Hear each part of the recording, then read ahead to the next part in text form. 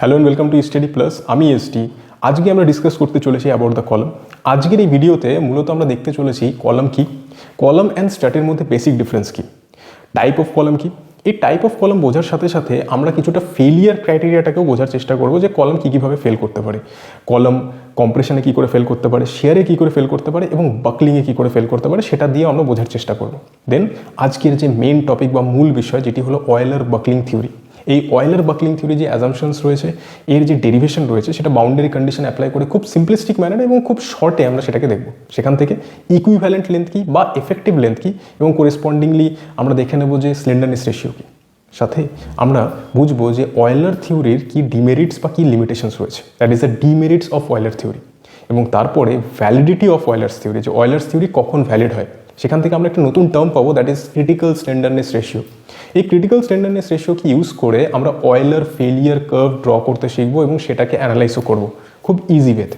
দেন আজকের ভিডিওকে আমরা শেষ করবো র্যাঙ্কাইন্স থিওরি অফ কলাম দিয়ে।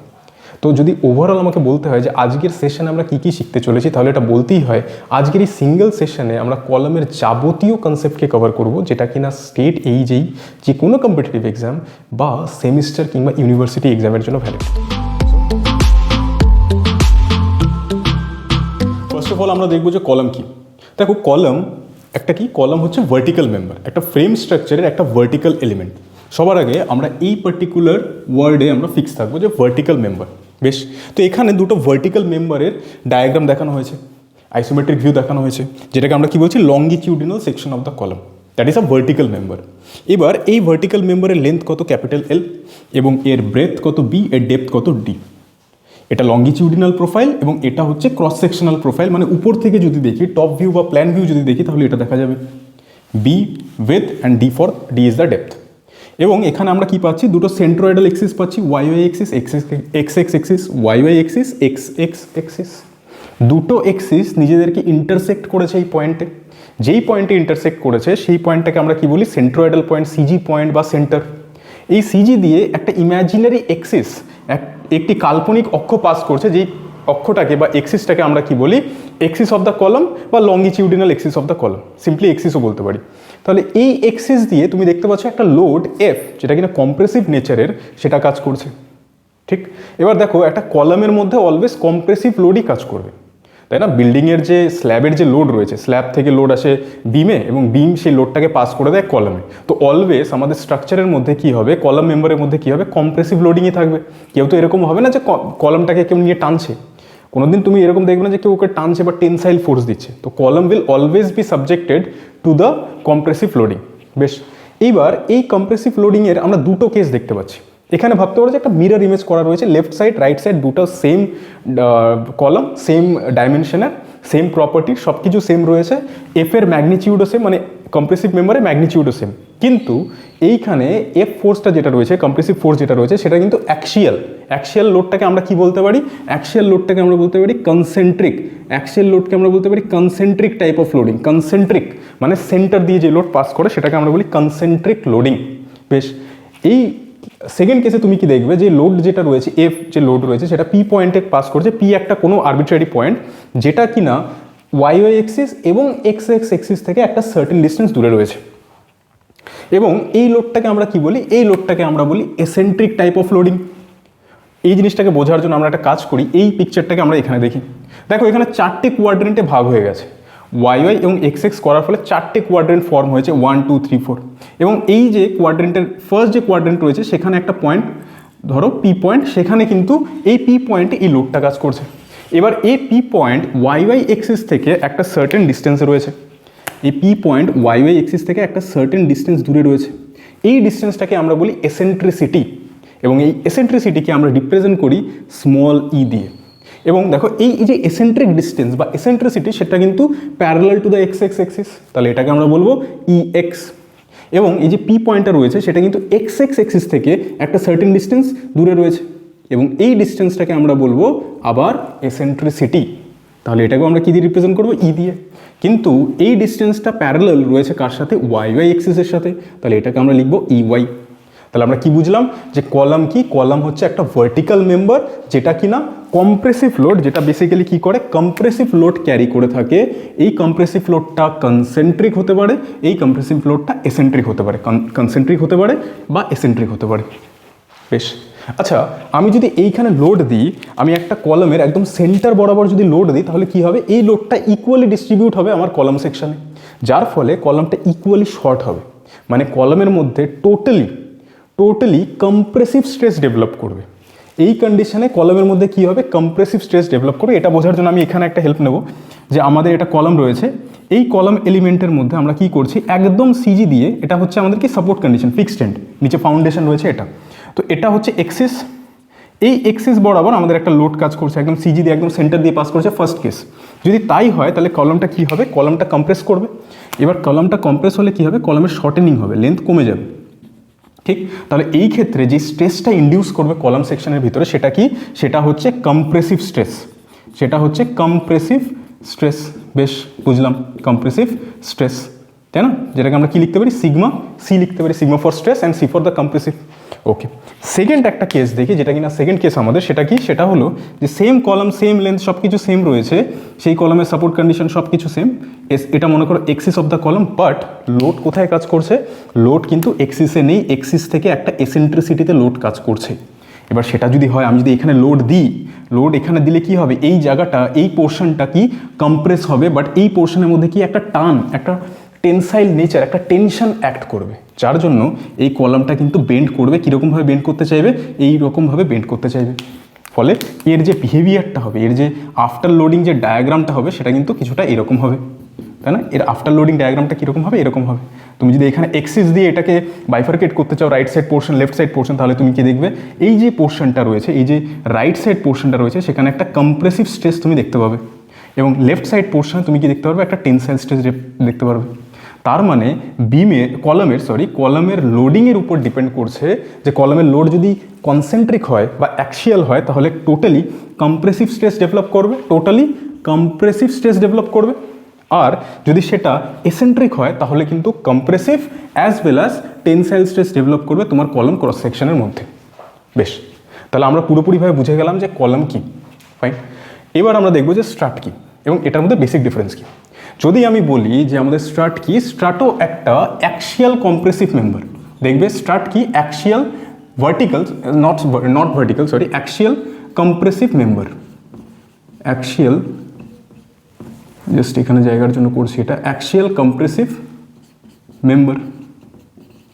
ওকে, তাহলে তফাৎটা কোথায়, তফাৎটা এটা যে কলাম, তুমি কলাম কোথায় দেখতে পাও, তুমি কলাম দেখতে পাও শুধুমাত্র বিল্ডিং ফ্রেমের মধ্যে। ফ্রেম কি, ফ্রেম মানে হলো যেখানে বিম এবং কলামের অ্যাসেম্বলি থাকবে, যেটা আমাদের বিল্ডিং কনস্ট্রাকশনে তুমি দেখতে পাবো, যেটা আমাদের বিল্ডিংয়ে রয়েছে, তাই না। বিল্ডিংয়ে কি, এগুলো কলাম এবং এই হরাইজন্টাল মেম্বারগুলো কি বিম। তো সেখানের যে কম্প্রেসিভ মেম্বার বা ভার্টিক্যাল মেম্বার, সেগুলোকে আমরা বলি কলাম। এবং স্ট্রাট হলো ট্রাস স্ট্রাকচারের মধ্যে যেগুলো অ্যাক্সিয়াল কম্প্রেসিভ মেম্বার, যেগুলো অ্যাক্সিয়াল কম্প্রেসিভ লোড নেয়, যেগুলো সাবজেক্টেড টু কম্প্রেসিভ লোডিং বা যার মধ্যে কম্প্রেসিভ স্ট্রেস ডেভেলপ করে, সেগুলোকে তুমি বলবে স্ট্রাট। ফর এক্সাম্পল, এখানে যদি আমি লোড দিই, এখানে যদি আমি জয়েন্টে আমি লোড অ্যাপ্লাই করি, তাহলে কী হবে, আমার যে মেম্বারগুলো রয়েছে, এই মেম্বারগুলোর মধ্যে একটা কম্প্রেসিভ নেচার ডেভেলপ করবে। তাহলে এই মেম্বারগুলোকে তুমি কি বলবে, এই মেম্বারগুলোকে তুমি বলবে স্ট্রাট। তো স্ট্রাট তুমি দেখতে পারবে ট্রাসে, এবং কলাম তুমি দেখতে পারবে ফ্রেম স্ট্রাকচারে। তো this is the difference. Both carry compressive loading, both can be, এটা অ্যাক্সিয়ালও হতে পারে, এটা কনসেন্ট্রিকও হতে পারে, এসেন্ট্রিকও হতে পারে, but this can only be the axial loading. So this is the difference between the column and strut. Column mainly three types er hoy. First is the short column, second is the intermediate column, and the last is the long column. এই কলামের short না intermediate না long, এটা depend করে কলামের lateral dimension এবং লেন্থের উপর ratio বা তুলনা করে। আচ্ছা, কীরকম দেখো, এই ডিসকাশনে আসার আগে আমি একটা জিনিস বলে দিই যে লিস্ট ল্যাটারাল ডাইমেনশন বলে একটা কনসেপ্ট আছে। লিস্ট ল্যাটারাল ডাইমেনশন মানে এই ক্রস সেকশনের সব থেকে ন্যূনতম মান। যেরকম দেখো, এখানে দুটো ভ্যালু এখানে দুটো তুমি দেখতে পাচ্ছ, একটা হচ্ছে বি মানে ব্রেথ, আর একটা হচ্ছে ডেপথ ডি। এবার বি এবং ডি এর মধ্যে কোনো একটা ভ্যালু কম হবে, কোনো একটা ভ্যালু বেশি হবে। যেটা ভ্যালু কম সেই ভ্যালুর রেসপেক্টে আমরা কি করব, কম্প্যারিজন করব লেন্থের সাপেক্ষে। যেই ভ্যালুটা কম হবে বি এবং ডি এর মধ্যে, তাহলে আমি ধরে নিচ্ছি যে আমাদের এই পুরো অ্যানালাইসিসে লিস্ট ল্যাটারাল ডাইমেনশন কী হবে, বি হবে, মানে বি হচ্ছে সবথেকে ন্যূনতম হবে।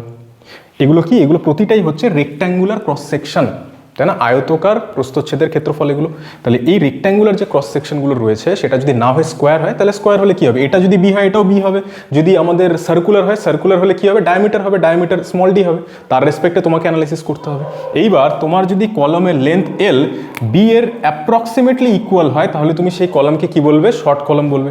যদি তোমার কলমের লেন্থ লিস্ট ল্যাটারাল ডাইমেনশনের চাইতে কিছুটা বড় হয়, তাহলে তুমি সেটাকে ইন্টারমিডিয়েট কলম বলবে। এবং তোমার কলমের লেন্থ যদি লিস্ট ল্যাটারাল ডাইমেনশনের চাইতে অনেকটাই বেশি বড় হয়, তবে তুমি সেই কলমকে বলবে লং কলম।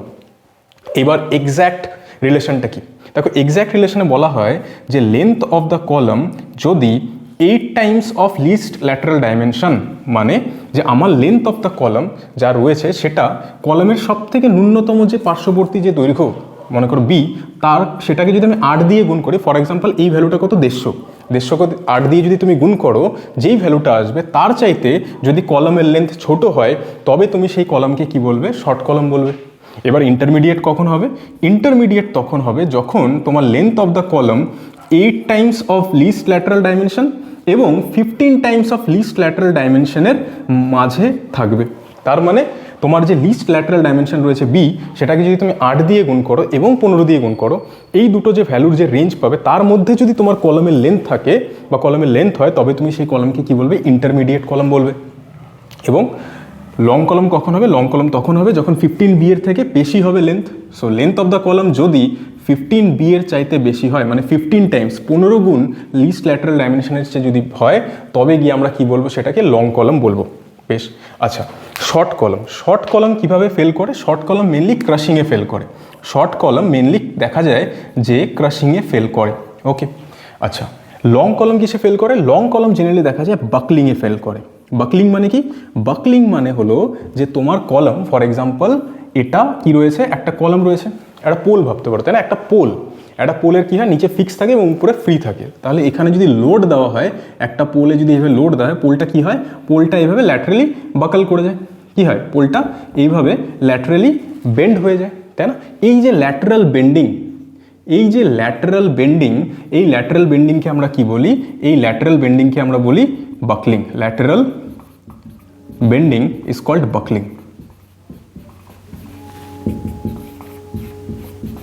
বাকলিং মানে কিছুই না, ল্যাটারাল বেন্ডিংকে আমরা বলি বাকলিং। খুব ইউজফুল, যেহেতু আমাদের একটু পরে এটা নিয়ে ডিসকাশন হবে। Lateral bending is the buckling, যেটাকে আমরা কী দিয়ে রিপ্রেজেন্ট করতে পারি, স্মল ওয়াই দিয়ে রিপ্রেজেন্ট করতে পারি। আচ্ছা লং কলম কিন্তু অ্যাকচুয়ালি স্লেন্ডার মেম্বার, স্লেন্ডার মেম্বারগুলো হচ্ছে লং কলম হয়। সো লং কলম is the slender member. Slender মানে মেম্বার মানে যার ক্রস সেকশন তার লেন্থের কম্প্যারেটিভলি অনেক বেশি কী হয়, স্মলার হয়, সেটাকে আমরা স্লেন্ডার মেম্বার বলি। তো লং কলম actually representation of slender member. বেশ, তো এটা আমরা বুঝলাম। এবার ইন্টারমিডিয়েট কলম কীভাবে ফেল হতে পারে, ইন্টারমিডিয়েট কলমের মধ্যে এই প্রপার্টিও থাকবে, ওই প্রপার্টিও থাকবে, দুটো প্রপার্টি নিয়েও তৈরি। তার মানে ইন্টারমিডিয়েট কলম ফেল করবে কিসে, ক্রাশিংয়েও ফেল করতে পারে এবং বাকলিংয়েও ফেল করতে পারে, দুটাতেই পসিবল। তাহলে আমরা কি লিখবো, ক্রাশিং প্লাস বাকলিং, এই দুটো অ্যাকশনের মধ্যেই আমার ইন্টারমিডিয়েট কলম কি হতে পারে, ফেল করতে পারে। বেশ, শর্ট কলম কী করে অ্যানালাইজ করা যায়, শর্ট কলমকে অ্যানালাইজ করতে হবে তোমাকে ক্রাশিং স্ট্রেংথ দিয়ে, স্ট্রাকচারের ক্রাশিং স্ট্রেংথ দিয়ে তোমাকে শর্ট কলমকে অ্যানালাইসিস করতে হবে, ঠিক, ক্রাশিং স্ট্রেংথ দিয়ে অ্যানালাইসিস করতে হবে। ওকে, লং কলমকে কী করে অ্যানালাইসিস করবে, লং কলমকে তুমি অ্যানালাইসিস করবে ওয়েলার্স থিওরি দিয়ে, যেটা আমাদের আজকের ডিসকাশন, ওয়েলার্স থিওরি, ঠিক, ওয়েলার্স থিওরি দিয়ে আমরা লং কলমকে অ্যানালাইজ করতে পারি এবং সেটাই আজকে আমরা দেখব। বেশ, ইন্টারমিডিয়েট কলমকে আমরা কী করে অ্যানালাইসিস করতে পারি, ইন্টারমিডিয়েট কলমকে আমরা অ্যানালাইসিস করতে পারি by the help of Rankine's theory, by the help of Rankine's theory. বেশ, এই র্যাঙ্কাইন্স থিওরিকেই আমরা কিন্তু আমাদের আইএস কোডে অ্যাডপ্ট করেছি, আইএস 456/2000, মানে আমাদের আরসিসি কোড যেই কলম ডিজাইন করে সেটা কোন থিওরির উপর বেস করা, সেটা কিন্তু অ্যাকচুয়ালি র্যাঙ্কাইন্স থিওরির উপরে বেস করা। এবং তুমি যদি জিজ্ঞাসা করো যে এই মেম্বারগুলো আমরা কোথায় দেখতে পাই, মেনলি আমি তোমাকে এখানে বলতে পারি যে শর্ট কলম, যেটা কিনা ক্রাশিংয়ে ফেল করে, এই শর্ট কলমকে কিন্তু তুমি ফুটিংয়ের পেডেস্টালে দেখতে পাও। আমরা যখন সেগুলো ডিসকাস করবো তখন আরও ডিটেলে কথা বলবো। আমি জাস্ট আজকের মতো বলে রাখলাম যে ফুটিংয়ের পেডেস্টালে তুমি এই বিহেভিয়ারটা পাবে, আদারওয়াইজ কলমে তুমি মেনলি এই বিহেভিয়ারটা পাবে এবং এটা পাবে। মিক্সার অ্যাকচুয়ালি মিক্স থাকে, মিক্স বিহেভিয়ার থাকে। ওকে, এইবার যদি শর্ট কলাম হয়, ক্রাশিং যদি হয়, ক্রাশিংয়ে কী করে ফেল করতে পারে তোমরা তোমাদের ইমেজে দেখতে পাচ্ছ যে ক্রাশিংয়ে কী করে ফেল করবে, ক্রাশ হয়ে যাবে, তাই না, একটা স্তূপের মতো ফর্ম হবে। বাকলিং যখন হবে, বাকলিংয়ে কী করে ফেল করতে পারে তোমরা দেখলে যে সেখানে একটা ল্যাটারাল, সেখানে একটা কী হচ্ছে, ল্যাটারাল একটা বেন্ডিং হচ্ছে, এই ল্যাটারাল বেন্ডিংকে বাকলিং বলি। তাহলে এখানে কী হচ্ছে, আমাদের কংক্রিট যে আছে, কংক্রিট খুলে আছে এবং রেনফোর্সমেন্টগুলো বেরিয়ে আসছে এটা। এবং ইন্টারমিডিয়েটে কী হতে পারে, ইন্টারমিডিয়েটে এনি টাইপ অফ ফেলিয়ার সেখানে হতে পারে, মিক্স কন্ডিশন থাকবে। আরেকটা শেয়ার ফেলিয়ার, শেয়ার ফেলিয়ারে কী হবে, সুন্দরভাবে এই যে কলামটা রয়েছে যদি শেয়ারে ফেল করে যায়, শেয়ার ফেলিয়ারে বেসিক্যালি কী হবে, তোমার একটা পার্টিকুলার প্লেন, এরকম প্লেন ফর্মেশন, একটা প্লেন বরাবর সুন্দরভাবে কী হবে, স্প্লিট হয়ে যাবে, আলাদা হয়ে যাবে, সুন্দরভাবে একটা এরকম প্লেনভাবে একটা ওরা কী হয়ে যাবে, আলাদা হয়ে যাবে। That is the shear failure of the column. Just discuss করেছি about the long columns. Long column কি, যেগুলো হচ্ছে স্লেন্ডার, মোস্টলি স্লেন্ডার বিহেভিয়ার থাকবে এবং যেগুলোর কী হবে, লেন্থ অনেকটাই বেশি, much higher than least lateral dimension হবে। জেনারেলি লেন্থ যদি লিস্ট ল্যাটারাল ডাইমেনশনের 15 টাইমস বেশি হয় তবে গিয়ে আমরা সেই কলামগুলোকে বলি লং কলাম। এই লং কলামের অ্যানালাইসিসের জন্য থিওরি দিয়ে গেছে মিস্টার অয়েলার। ইনি একজন সুইস ম্যাথমেটিশিয়ান ছিলেন। তিনি অলমোস্ট 1777-এ একটা থিওরি দিয়েছিলেন এবং সেই ম্যাথমেটিক্যাল থিওরি থেকে কিন্তু আজ থেকে মানে 1777-এর পরে প্রায় 200 থেকে 250 বছর পরে গিয়ে কিন্তু আমরা সেই ম্যাথমেটিক্যাল ইকুয়েশনটাকে ইউজ করেছি কলামের মধ্যে এবং সেখান থেকে আমরা কিন্তু এই থিওরিটাতে অ্যারাইভ করেছি।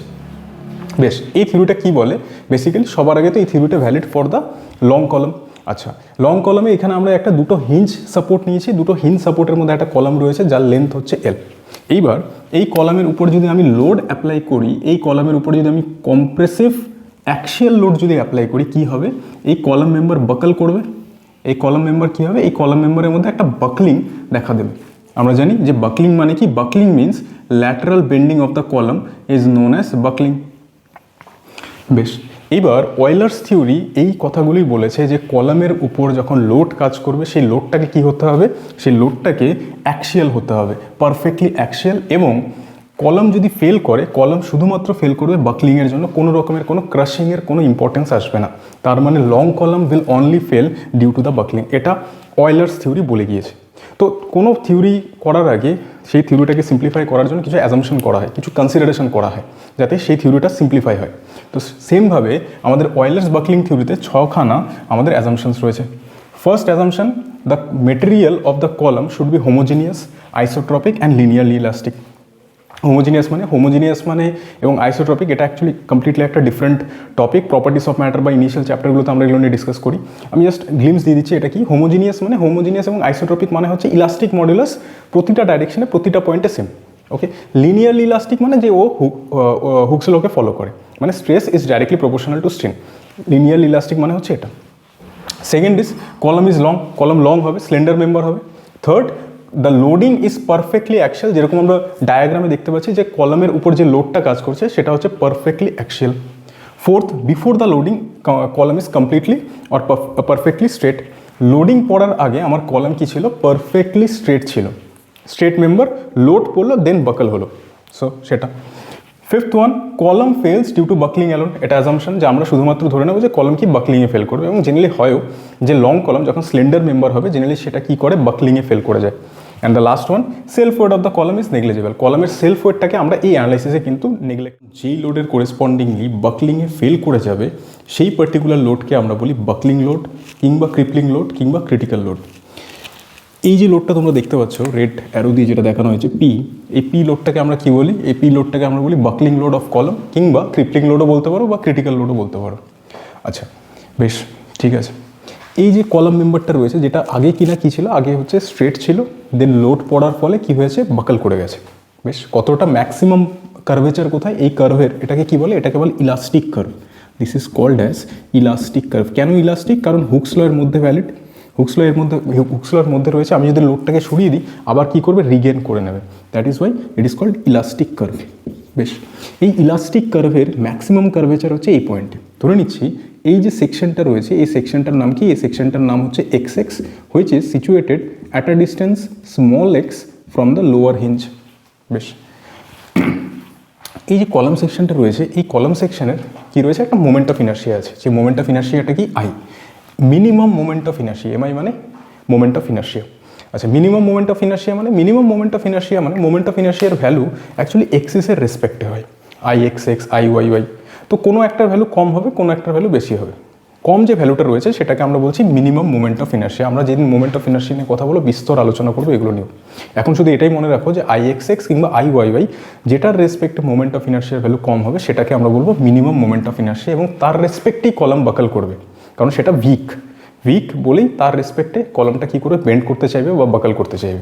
বেশ, এন নাম্বার অফ লুপস কিছুক্ষণ পরে দেখছি এন মানে কি। ঠিক, আমরা একটা কাজ করি, এই এক্স এক্স সেকশনে বেন্ডিং মোমেন্ট ফাইন্ড আউট করি। So therefore bending moment at X X section, bending moment at X X section কী হবে? Bending moment at X X section is equal to কি? আমাদের এখন কলামটা কোথায় আছে? এখানে আছে।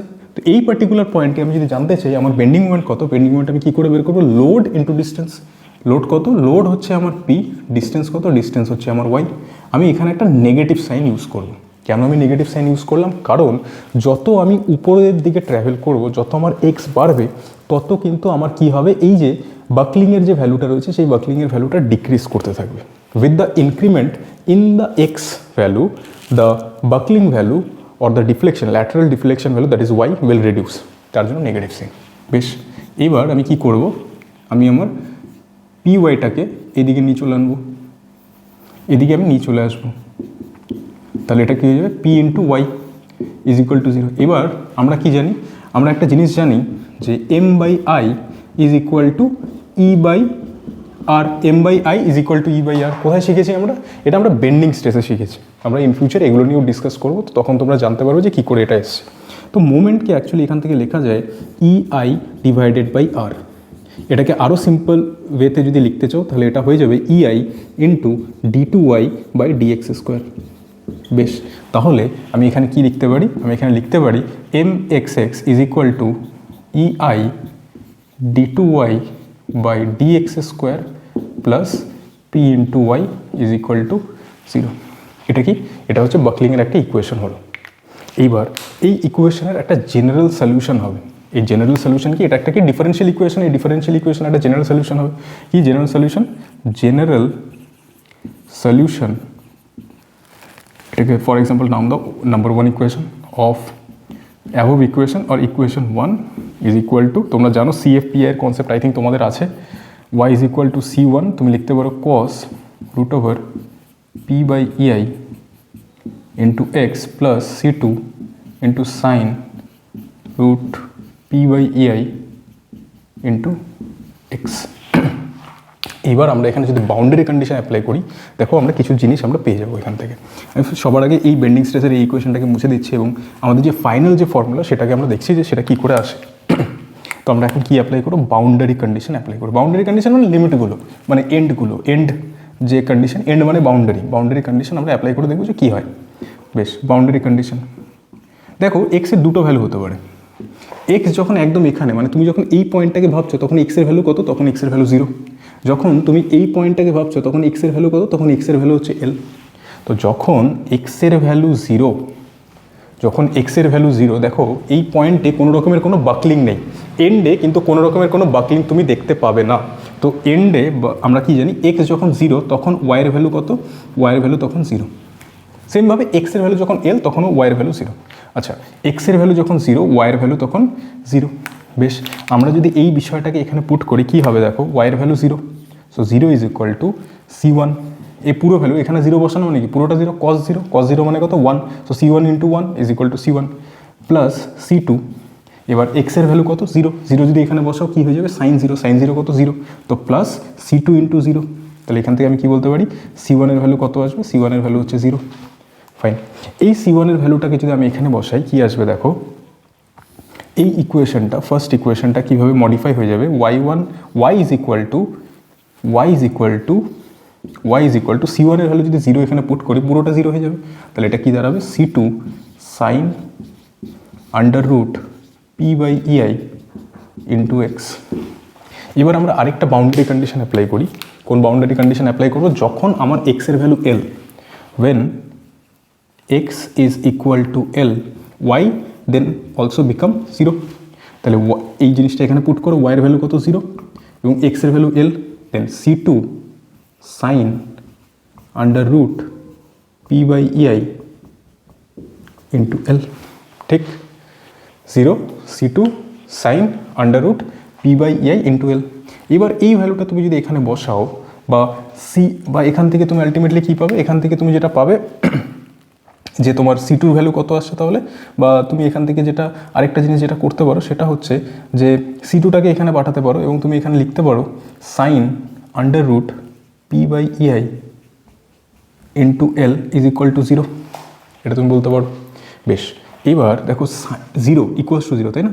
আমি এখানে লিখছি এই জিনিসটাকে, আমার কি এলো তাহলে এখন অবধি যে sine root over P/EI into L is equal to 0।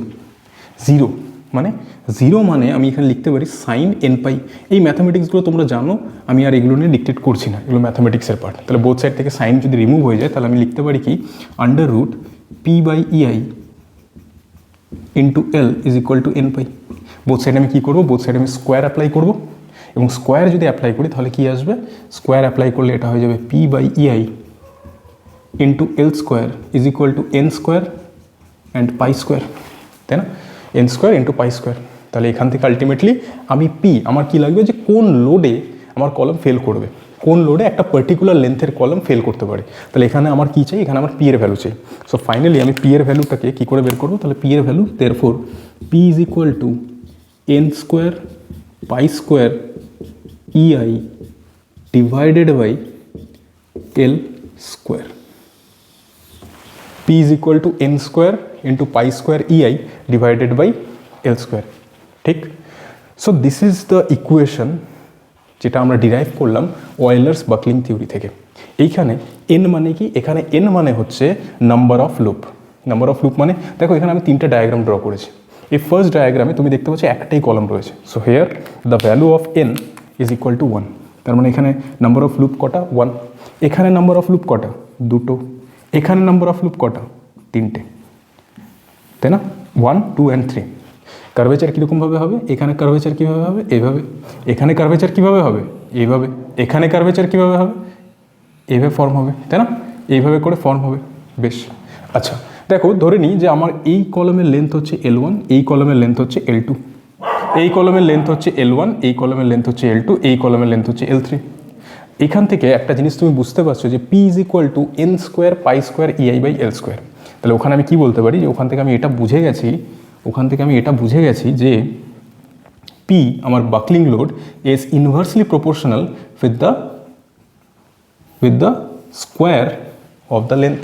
তার মানে লেন্থ যত বেশি হবে কলমের, তত কিন্তু লোড ক্যারিং ক্যাপাসিটি কমে যাবে, তাই না? যত তোমার লেন্থ বড় হবে, যত লম্বা কলম হবে, তত কিন্তু লোড ক্যারিং ক্যাপাসিটি কমে যাবে। কারণ যত বেশি লম্বা কলম, ফর এক্সাম্পল আমি যদি বলি এই যে মার্কার পেন, এই মার্কার পেনে যদি আমি ফোর্স দেখো বাকলিং খুব কম হচ্ছেই না বাকলিং, তাই না?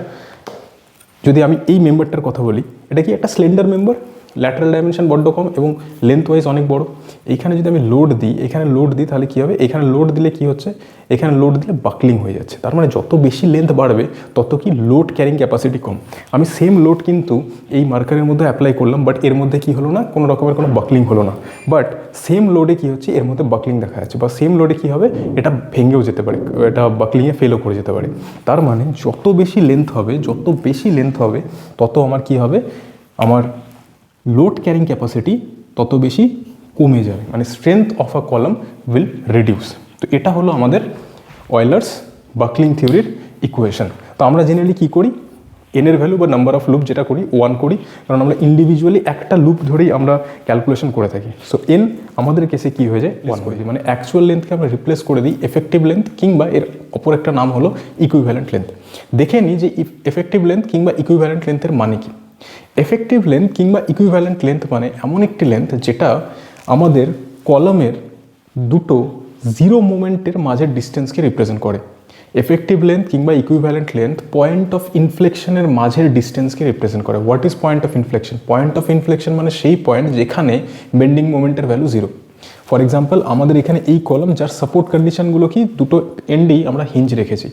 তো দুটো এন্ডে যদি হিঞ্জ থাকে তাহলে মোমেন্ট কোথায় জেনারেট মানে মোমেন্ট কোথায় জিরো হবে, মোমেন্ট জিরো হবে আমাদের হিঞ্জ এন্ডে। আমরা জানি হিঞ্জ কখনোই মোমেন্ট প্রডিউস করে না, হিঞ্জের মধ্যে মোমেন্টের ভ্যালু সবসময় কী হয়, জিরো।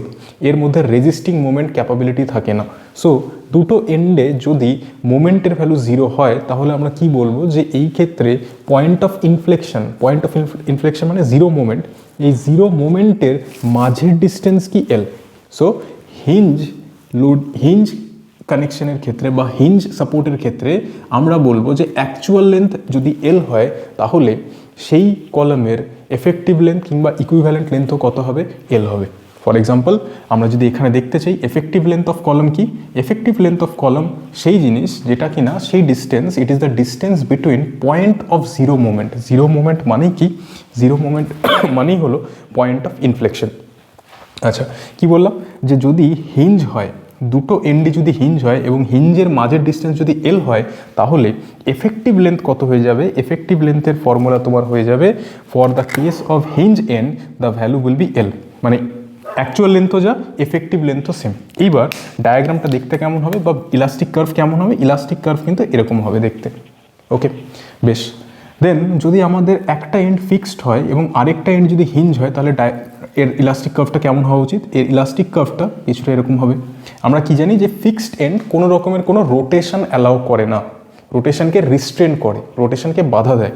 তাহলে এইখানে আমাদের কি লেন্থটা প্রপারলি ভার্টিক্যালি থাকবে, মানে আমাদের কার্ভটাকে আমাদের কলামকে এখানে বাকল হতে দেবে না, near to the fixed end কলামকে বাকল হতে দেবে না। তাহলে এই যে লেন্থটা, এই পার্টিকুলার লেন্থটার ভ্যালু কত, এই পার্টিকুলার লেন্থের ভ্যালু দেখা গেছে যে L/√2, এই পার্টিকুলার লেন্থের ভ্যালু দেখা গেছে L/√2 মানে 0.707 L। ফাইন, যদি বোথ এন্ড ফিক্স হয় তাহলে ইলাস্টিক কার্ভ কীরকম হবে, দেখো এন্ডের ফিক্সড এন্ডের নিয়ার অ্যাবাউট কী হবে, অলমোস্ট ভার্টিক্যাল থাকবে, ফিক্সড এন্ডের নিয়ার অ্যাবাউট অলমোস্ট ভার্টিক্যাল থাকবে এবং তারপর একটা ডিস্টেন্স যাওয়ার পরে কী হবে, ইলাস্টিক কার্ভ ফর্ম করবে। তাহলে এই যে ইলাস্টিক কার্ভ এখান থেকে ফর্ম করা শুরু করলো, এটা হচ্ছে পয়েন্ট অফ ইনফ্লেকশন বা জিরো মোমেন্ট। এদের মাঝের যে ডিস্টেন্স, এদের মাঝের ডিস্টেন্সটা এই ক্ষেত্রে দেখা গেছে কত, এই ক্ষেত্রে এই ডিস্টেন্সটা দেখা গেছে যে L/2, এই ক্ষেত্রে এই ডিস্টেন্সটা দেখা গেছে L/2, মানে অ্যাকচুয়াল লেন্থ যদি এল হয় তার হাফ হবে এফেক্টিভ লেন্থ। যদি একটা এন্ড ফিক্স হয় এবং আরেকটা এন্ড যদি ফ্রি হয় তাহলে কি হবে, দেখো এটা একটু আলাদা কন্ডিশন। যদি একটা এন্ড ফিক্স হয় এবং আরেকটা এন্ড যদি ফ্রি হয় তাহলে এর ইলাস্টিক কার্ভটা কেমন হওয়া উচিত, এর ইলাস্টিক কার্ভটা এমন হওয়া উচিত। এবার এখানে তো মোমেন্ট রয়েছে, ফিক্সড এন্ড তো একটা মোমেন্ট দেবে, বাট এখানে মোমেন্টের ভ্যালু জিরো। সেমভাবে যদি আমাকে আরেকটা, এবার আমরা কি লিখেছি যে এফেক্টিভ লেন্থ মানে কি, effective length is the distance between the point of zero moment, distance between the point of বা points of zero moment. Zero moment দুটো জিরো মোমেন্ট পয়েন্টের মাঝের ডিস্টেন্সকে এফেক্টিভ লেন্থ বলি। তো এইখানে এই পয়েন্টটা আমি জানি জিরো মোমেন্টের পয়েন্ট, বাট এটা কি এখানে একটা সার্টেন মোমেন্ট রয়েছে, তাহলে আমাকে আরেকটা জিরো মোমেন্টের পয়েন্ট বের করতে হবে। তার জন্য আমরা কি করব, তার জন্য আমরা এই জিনিসটার মিরর ইমেজ এখানে দেখে নেব, একটা ইমাজিনারি আমরা সেম কার্ভ সেম জিনিসটাকে আমরা এখানে দেখে নেব। যদি এটা এল হয় এই লেন্থটাও কত হবে, এই লেন্থটাও এল হবে। যদি এটা এল হয় তাহলে পুরো লেন্থটা কত হবে, এই পুরো লেন্থটা টোয়াইস অফ এল হয়ে যাবে, তাই না, পুরো লেন্থটা কী হয়ে যাবে, টোয়াইস অফ এল হয়ে যাবে। তাহলে এই ক্ষেত্রে এফেক্টিভ লেন্থ কত হবে, এই ক্ষেত্রে এফেক্টিভ লেন্থ হয়ে যাবে 2, এফেক্টিভ লেন্থ হয়ে যাবে effective length is equal two 2 × L। এই ক্ষেত্রে এফেক্টিভ লেন্থ কত, L/2, এই ক্ষেত্রে কত, L/√2, L/√2। ফাইন, আচ্ছা তো এফেক্টিভ লেন্থের আমরা কনসেপ্ট বুঝে গেলাম। এরপরে দেখো যে আমরা লাস্ট কি শিখেছিলাম, লাস্টে আমরা দেখেছিলাম যে অয়েলার্স বাকলিং থিওরি, যেখান থেকে আমরা ক্রিপলিং লোড বা বাকলিং লোড বা ক্রিটিক্যাল লোডের ফর্মুলা পেয়েছিলাম P = π² EI/L²। এবার modified Euler formula, modified Euler ফর্মুলাতে কি বলে যে অ্যাকচুয়াল লেন্থকে তুমি রিপ্রেজেন্ট করে দাও বা রিপ্লেস করে দাও এফেক্টিভ লেন্থে। তাহলে সবার আগে যেটা হবে P = π² EI/L² এর জায়গায় এটা হয়ে যাবে P = π² EI / L effective তার হোল স্কোয়ার, L effective তার হোল স্কোয়ার, মানে অ্যাকচুয়াল লেন্থ রিপ্লেস হয়ে গেল কি দিয়ে, অ্যাকচুয়াল লেন্থ রিপ্লেস হয়ে গেল আমাদের L effective দিয়ে বা এফেক্টিভ লেন্থ দিয়ে। এবার I moment of inertia, I মানে আমরা কি জানি, I মানে আমরা জানি radius of gyration into area, I মানে আমরা কি জানি radius of gyration into area. Very nice. তাহলে আমি এখানে আইকে রিপ্লেস করতে পারি আবার কি দিয়ে, এখানে আমি আইকে রিপ্লেস করতে পারি R² × A দিয়ে। সো π² × A, আইয়ের জায়গায় আমরা লিখতে পারি R² × A আপন L এফেক্টিভ। বেশ, তাহলে আমরা আরেকটা যেটা কাজ করব π² E ইন্টু এ, এই যে আর স্কোয়ারটা রয়েছে এই আর স্কোয়ারটাকে আমরা নিচে রাখবো। যদি আমরা নিচে এটাকে শিফট করি তাহলে কি হবে, এল এফেক্টিভ ডিভাইডেড বাই আর তার হোল স্কোয়ার। দেখো এখানে একটা রেশিও তৈরি হলো, effective length upon radius of gyration. What is radius of gyration? এটা হচ্ছে ফিজিক্সের কনসেপ্ট, বা মোমেন্ট অফ ইনার্শিয়া তো আমরা ডিসকাস করতে পারি। তো সেটা ইন ফিউচার যখন আমরা ক্লাস নেব মোমেন্ট অফ ইনার্শিয়া, সেই দিন আমরা এটা নিয়ে ডিসকাস করবো যে moment of inertia is equal two radius of gyration into area. এটা আমরা সেই দিন ডিসকাস করবো, ঠিক? তো এই যে রেশিওটা রয়েছে effective length upon radius of gyration, এটাকে বলা হয় স্লেন্ডারনেস রেশিও। এটাকে কি বলা হয়? Slenderness ratio. তাহলে এখানে আমি লিখতে পারি pi square EA divided by slenderness ratio. এবার এই স্লেন্ডারনেস রেশিওকে আমরা রিপ্রেজেন্ট কীভাবে করি? এই স্লেন্ডারনেস রেশিওকে আমরা রিপ্রেজেন্ট করি ল্যামডা দিয়ে, ল্যামডা, এবং তার যেহেতু পাওয়ার কি রয়েছে 2 রয়েছে, so lambda square. So ultimately আমাদের বাকলিং লোডের মডিফাইড ফর্মুলা কি? মডিফাইড ফর্মুলা হচ্ছে P is equal to pi square EA divided by lambda square. যেখানে ল্যামডা কি? যেখানে ল্যামডা হলো আমাদের স্লেন্ডারনেস রেশিও, যেখানে ল্যামডা হচ্ছে স্লেন্ডারনেস ratio, which is the ratio of effective length upon radius of gyration, which is the ratio of effective length upon radius of gyration. বেশ, এবার দেখো আমাদের দুটো হোমওয়ার্ক রয়েছে, বা দুটো আমরা আই থিঙ্ক এটা বেটার যে এখানেই বলে দেওয়া যে নাম্বার অফ লুপের কনসেপ্ট যে তুমি কী করে সলভ করতে পারো। আমি একটা দেখিয়ে দিচ্ছি এবং আরেকটা যেটা রয়েছে সেটা তোমরা বাড়িতে ট্রাই করবে। ফর এক্সাম্পল এই কেস, এখানে দেখো দুটো লুপ আছে, নাম্বার 1 নাম্বার 2, দুটো লুপ আছে L/2 ডিস্টেন্সে রয়েছে। তোমাকে জিজ্ঞেস করেছে যে তুমি এটার এফেক্টিভ লেন্থ বলো। এবার এফেক্টিভ লেন্থ কী করে বলবে? তুমি তো বলবে এফেক্টিভ লেন্থ এর একটা আলাদা হবে, এর একটা আলাদা হবে। এটা কি? এটা হচ্ছে হিঞ্জ কন্ডিশন। এটা হচ্ছে হিঞ্জ কন্ডিশন দেখানো হয়েছে যে রোলার সাপোর্ট হিঞ্জ রয়েছে, এটা হিঞ্জ, এটা হিঞ্জ এবং এখানেও হিঞ্জ। আমরা কি জানি যে হিঞ্জ এবং হিঞ্জের মাঝে যদি দুটো এন্ড হিঞ্জ হয় তাহলে কি হয়, কীভাবে বিহেভ করে? যদি দুটো এন্ড হিঞ্জ হয় তাহলে ফর্মুলাটা কী হয়ে যায়? এল হয়ে যায়। যদি দুটো এন্ড হিঞ্জ হয় তাহলে ফর্মুলা কী হয়ে যায়? এল হয়ে যায়, তাই না? দুটো এন্ড যদি হিঞ্জ হয় তাহলে আমাদের ইলাস্টিক কার্ভটা কীরকম হবে? এরকম হবে। ইলাস্টিক কার্ভ কীরকম হবে? এরকম হবে। তাহলে এই ক্ষেত্রে এল এফেক্টিভ কী হবে? বোথ দ্য কেসেসে এল এফেক্টিভ দুটো কেসে সেম হবে, তাই না? এল এফেক্টিভ কী হবে? এল এফেক্টিভ অরিজিনাল লেন্থ হয়ে যাবে L/2। এল এফেক্টিভ কী হয়ে যাবে? Original length. কারণ আমরা জানি যদি হিঞ্জ এন্ড হয় তাহলে এফেক্টিভ লেন্থ আর অ্যাকচুয়াল লেন্থ সেম হয়।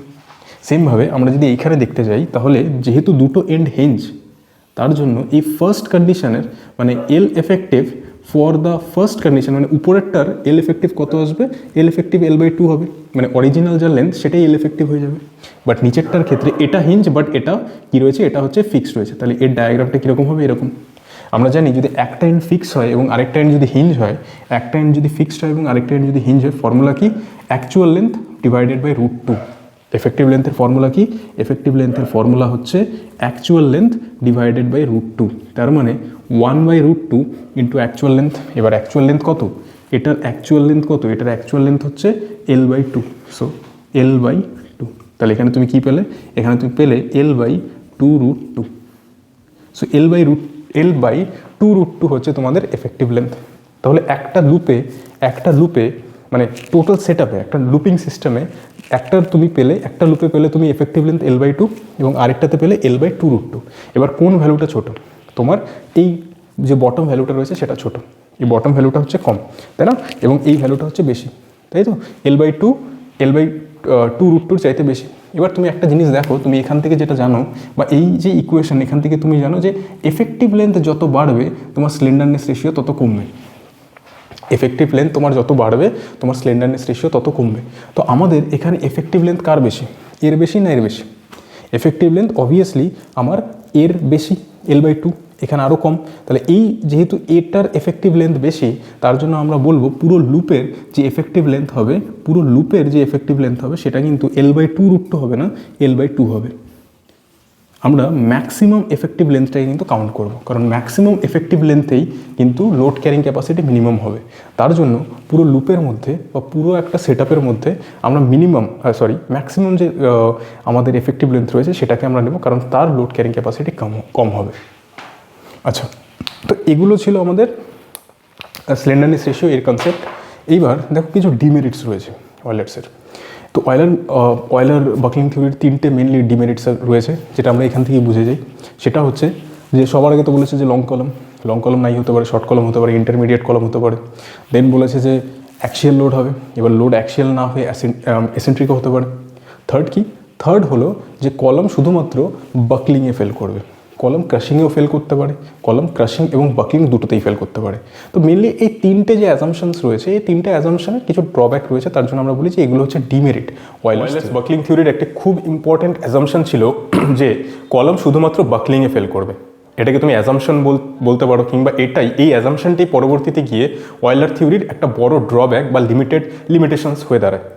তো যখন আমরা বলছি যে একটা লং কলম বা একটা স্লেন্ডার মেম্বার শুধুমাত্র বাকলিংয়েই ফেল করবে, তার মানে হলো যে সেই কলমের যে ক্রাশিং স্ট্রেংথ বা ক্রাশিং লিমিটে, ক্রাশিং জোনে পৌঁছানোর আগেই কলম কি হচ্ছে, বাকল করে ফেল করে যাচ্ছে। তার মানে ক্রাশিং স্ট্রেংথেও পুরোপুরিভাবে রিচ করতে পারছে না, ক্রাশিং জোনে পুরোপুরিভাবে যেতে পারছে না। তো একটা কলমের ক্রাশিং স্ট্রেংথ, একটা কলমের ক্রাশিং স্ট্রেংথ যদি তার বাকলিং স্ট্রেংথের চাইতে বেশি হয়, কিংবা একটা কলমের বাকলিং স্ট্রেংথ মানে একটা কলমের মধ্যে যদি আমি লোড দিই, লোড দেওয়ার ফলে যেটা হচ্ছে কলম ক্রাশিংয়ে ফেল করে যাওয়ার আগেই বাকল করে যদি ফেল করে যায়, তবে কিন্তু আমরা সেটাকে লং কলম বলি। অ্যাকচুয়ালি এটাই কিন্তু এই যে ওয়্যারলার থিওরি রয়েছে, এই ওয়্যারলার থিওরির একটা অনেক বড় লিমিটেশন বলতে পারো, বা একটা অনেক বড় ভ্যালিডেশন। মানে ওয়্যারলার থিওরি কখন ভ্যালিড হবে? তখনই ভ্যালিড হবে যখন কলমের ক্রাশিং স্ট্রেংথ ওর বাকলিং স্ট্রেংথের চাইতে কী হবে, বেশি হবে, তাই তো? তাহলে সেটাই আমাদের ওয়্যারলার্স থিওরির নেক্সট পয়েন্ট, সেটা হচ্ছে validation of Euler's theory is what? Crushing load carrying capacity should be greater than buckling load carrying capacity of the column. বেশ, ক্রাশিং লোড ক্যারিং ক্যাপাসিটি, এটাকে আমরা সি দিয়ে রিপ্রেজেন্ট করছি, P for the load and C for the crushing load. এটাকে কি হতে হবে? Buckling লোডের চাইতে বেশি হতে হবে। এইবার বাকলিং লোডকে আমরা কি দিয়ে রিপ্রেজেন্ট করি? পি দিয়ে রিপ্রেজেন্ট করি, যেটা আমরা ডিরাইভ করলাম কিছুক্ষণ আগে, P C is greater than P. আচ্ছা, লোড মানে কি? Stress into area. So crushing load মানে crushing stress into area, area মানে cross sectional area of the column should be greater than P, that is the buckling load. এবার buckling load মানে কত? buckling load means pi square E into A divided by lambda square. lambda মানে হচ্ছে effective length divided by আমাদের minimum radius of gyration. বেশ, এবার both side থেকে কি হবে? A আর A ক্যান্সেল আউট হয়ে যাবে, cross sectional area cancel out হবে, এবং এটাকে যদি তুমি সিম্পলিফাই করলে কি আসবে? lambda square should be greater than pi square E upon sigma C. বেশ, আমরা এই pi square E by sigma সিকে কি লিখতে পারি? এটাকে আমরা লিখতে পারি ল্যামডা সি। ল্যামডা সি মানে হলো ক্রিটিক্যাল স্লেন্ডারনেস রেশিও। তার মানে আমরা ল্যামডা সি আমরা এখানে কি লিখছি? ল্যামডা সি মানে আমরা এটা বলছি lambda C is equal to under root pi square E divided by crushing strength of the member by which or through which or on which the material is based. তাহলে এখান থেকে আমি finally কি বলতে পারি? যে নর্মাল বা আমাদের স্লেন্ডারনেস রেশিও কি রয়েছে, ক্রিটিক্যাল স্লেন্ডারনেস রেশিওর চাইতে বড় হতে হবে, তবে গিয়ে আমরা সেই কলামকে কি বলবো? সেই কলামকে লং কলাম বলবো, এবং তখনই ওয়্যারলার্স থিওরি কি হবে? ওয়্যারলার্স থিওরি কিন্তু ভ্যালিড হবে। তো ওয়্যারলার্স থিওরিকে ভ্যালিড হওয়ার জন্য কি হওয়া উচিত? সেই কলামের স্লেন্ডারনেস রেশিওকে ক্রিটিক্যাল স্লেন্ডারনেস রেশিওর চাইতে বড় হতে হবে। আচ্ছা, আর একটু বেটারভাবে বোঝার চেষ্টা করি। এই বিষয়টাকে ভালো করে বোঝার জন্য আমরা একটা মেম্বারের হেল্প নিই, একটা মেটেরিয়ালের হেল্প নিই। সেই মেটেরিয়ালটা হচ্ছে স্টিল। তো এখন আমরা একটা স্টিল কলামকে নিয়ে যদি অ্যানালাইসিস করি, একটা স্টিল কলামের কী কী প্রপার্টি রয়েছে, কী কী মেটেরিয়াল প্রপার্টি কি? মেটেরিয়াল প্রপার্টি হলো একটা modulus of elasticity which is 2 × 10⁵ মেগাপাস্কেল, এবং আরেকটি হলো যে ক্রাশিং স্ট্রেংথ, স্টিলের ক্রাশিং স্ট্রেংথ কত? 320 মেগাপাস্কেল। মেগাপাস্কেল মানে নিউটন পার mm স্কোয়ার। বেশ, তো এখানে আমরা কি দেখছি? Critical slenderness ratio is equal to under root pi square into E divided by sigma C. আমরা এই ভ্যালুগুলোকে বসিয়ে দেবো। So critical slenderness ratio is equal to under root pi square into E কত? 2 × 10⁵ divided by crushing strength of the column, that is 320। এটাকে যদি তুমি calculate করো তাহলে এই ভ্যালুটা আসবে 78.54, যেটাকে আমরা অ্যাপ্রক্সিমেটলি কত বলবো? 80।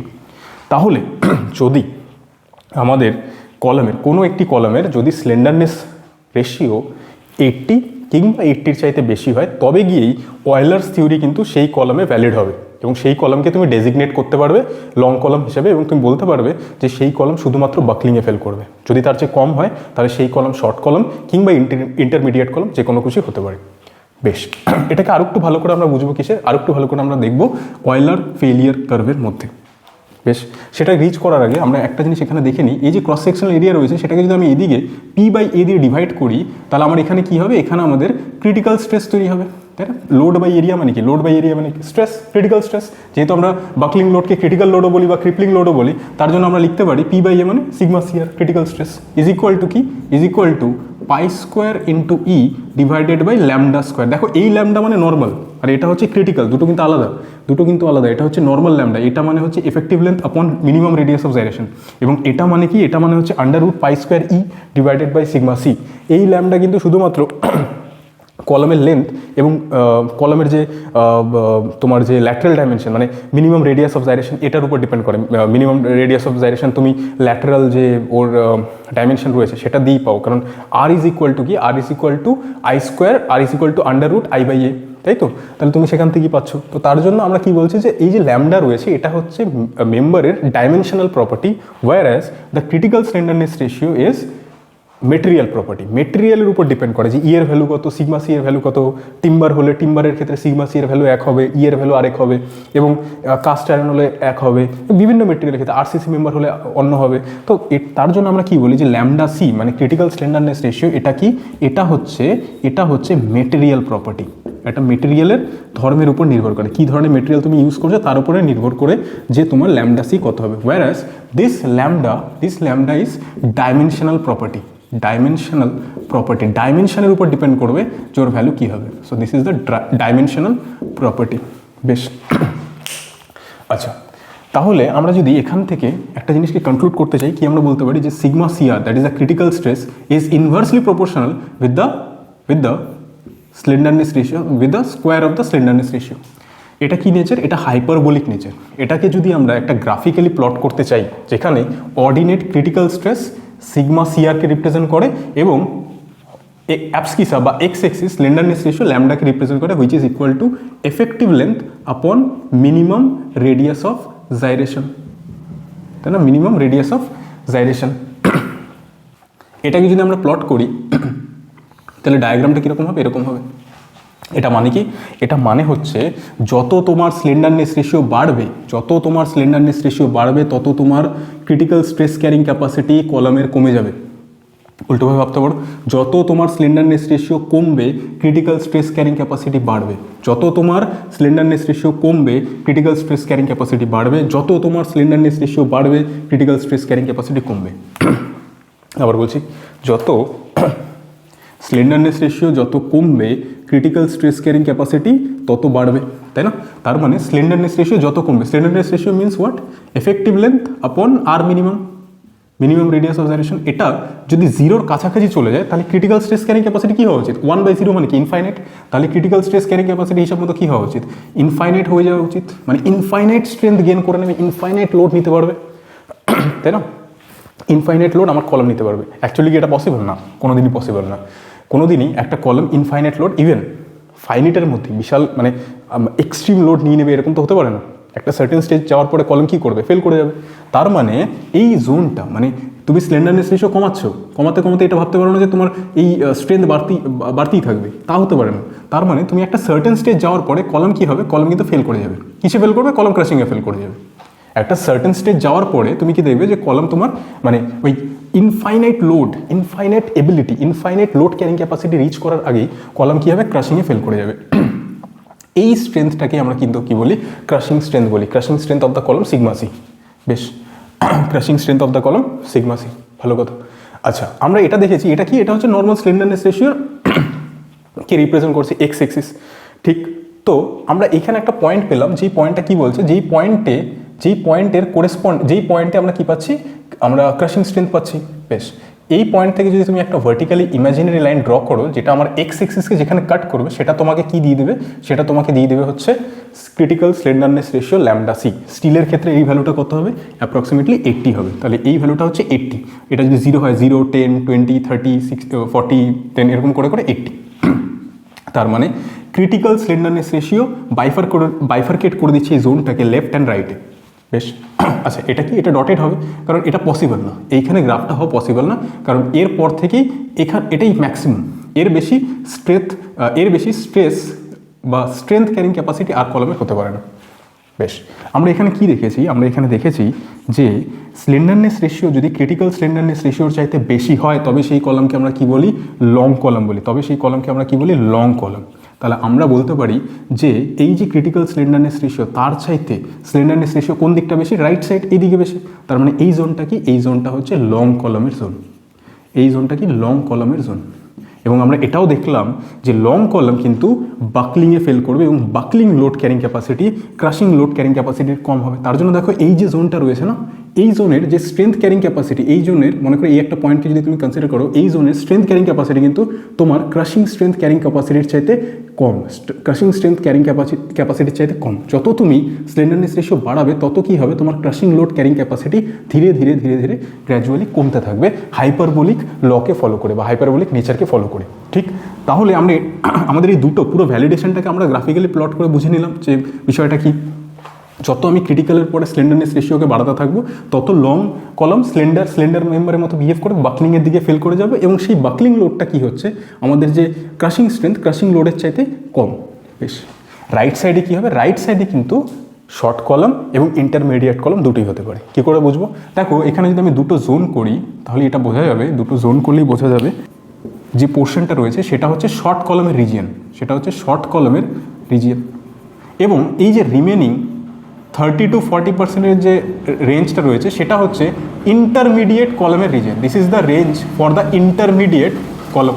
সো 60 to 70% অকুপাই করে থাকবে হচ্ছে short column and remaining 30 to 40% occupy করে থাকবে হচ্ছে আমাদের ইন্টারমিডিয়েট কলাম। এবং কোনো কলামেরই কোনো এই শর্ট এবং ইন্টারমিডিয়েট কোনো কলামেরই strength carrying capacity crushing strength carrying capacity কিন্তু সিগমা সি এর চাইতে বেশি হবে না, সিগমা সি কিংবা তার কম হবে। এবং লং কলাম হলে ক্রাশিং স্ট্রেংথ ক্যারিং ক্যাপাসিটি কিন্তু সিগমা সি এর চাইতেও কমতে থাকবে। যত তুমি স্লেন্ডারনেস রেশিও বাড়াবে তত কী হবে, তোমার ক্রাশিং স্ট্রেংথ ক্যারিং ক্যাপাসিটির চাইতে তোমার বাকলিং স্ট্রেংথ ক্যারিং ক্যাপাসিটি কমতে থাকবে। এবং যত স্লেন্ডারনেস রেশিও বাড়বে, যত লম্বা জিনিস হবে তত কী হবে, সেটার বাকলিং টেন্ডেন্সি বা বাকলিং এফেক্ট বেশি হবে এবং সেটা তাড়াতাড়িভাবে ফেল করে যেতে চাইবে।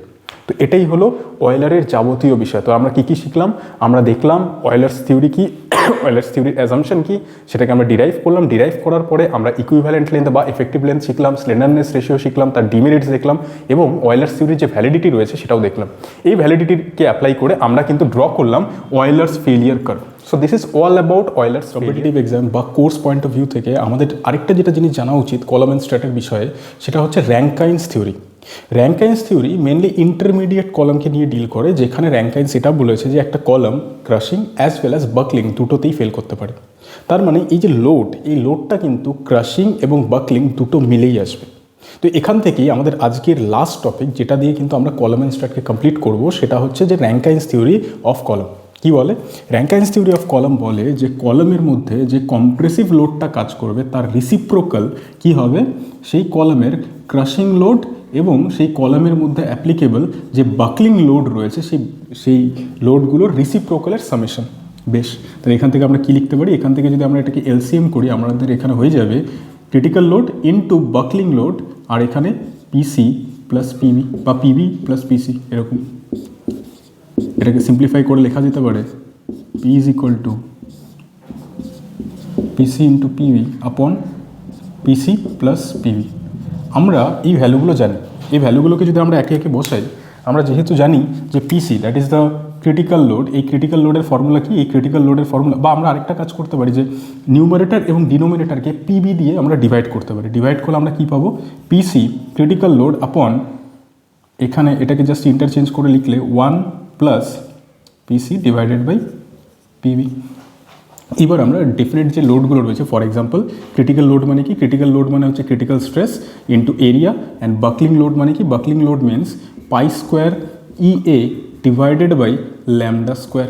এই ভ্যালুগুলোকে আমরা এখানে পুট করবো। টু কি, P C equals to sigma C into A divided by 1 plus P C is what, P C is sigma C into A divided by P B. P B কত, পাই স্কোয়ার ইএ আপন ল্যামডা স্কোয়ার। তো এটাকে সিম্পলিফাই করে কী লেখা যেতে পারে, আমি এটাকে আমার লেফট সাইডে লিখছি, পি ইজ ইকুয়াল টু র্যাঙ্কাইন্সে পি এর যে ভ্যালুটা রয়েছে সেটা কী হচ্ছে, পি ইজ ইকুয়াল টু কী হবে, এখান থেকে আমরা লিখতে পারি sigma C into A divided by 1 plus, দেখো এই এ ক্যান্সেল আউট হয়ে যাবে, এই যে ল্যামডা স্কোয়ার আছে এই ল্যামডা স্কোয়ার উপরে চলে যাবে, তাহলে এটা হয়ে যাবে সিগমা সি আপন পাই square into E into lambda, তাই না, lambda square sigma c into a divided by 1 plus sigma c divided by pi square into e into lambda square.